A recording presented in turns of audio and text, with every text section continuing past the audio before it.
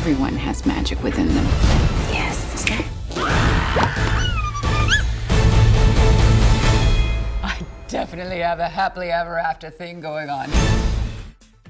The biggest part of Snow White that intrigued me to the story, and that I've always grown up loving, is I think every little girl has a little bit of snow in them. I think that that wide-eyed, innocent, just wanting to explore and the unknown as well as finding yourself, that's a big part of growing up in general. Our Snow White is about a young girl who has been locked away in a castle by her wicked stepmother, played by the awesome Julia Roberts. She starts out as very much the fairy tale princess that everyone grew up loving and knowing. Very innocent, not knowing anything bad or negative going on in the kingdom.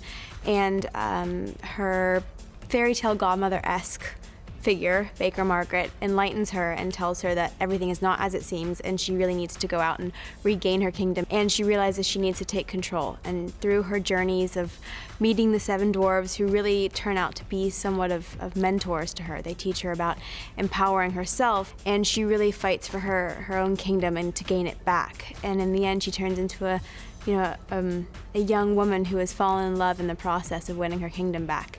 And she turns into a fighter, which is in some ways different than the original fairy tale because she really takes on many battles, sword fights, and she's modernized in a way where in this story the princess almost saves the prince at the end instead of the prince saving the princess. So in that sense, it's a fun way to play it. The queen's getting married, and I've lost him to the queen in my eyes, but the dwarves see that there's love there, and they won't give up. So they encourage me to join them in stealing the prince under a spell, which we then bring back to the dwarves' house and try to break it with all sorts of crazy, funny torture that I'm sure he loved shooting.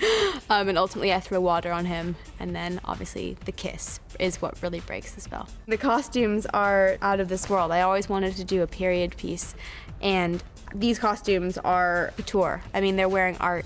I only have 4 in the movie, but those 4 are so different and they're so beautiful. The colors, the feeling of them, they represent the different stages of snow. I go from being the young princess, which is this outfit, to having the white ball gown, which goes through stages of being dirtier, from the costume ball to the dwarf house. Then my fighter outfit, which is what Napoleon kind of decks me out in.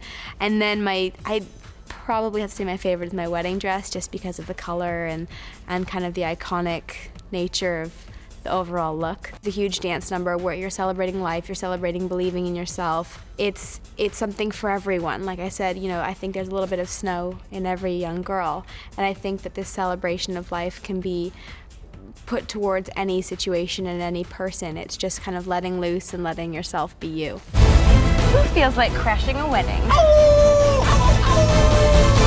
And here I was having such a good day. Everyone has magic within them.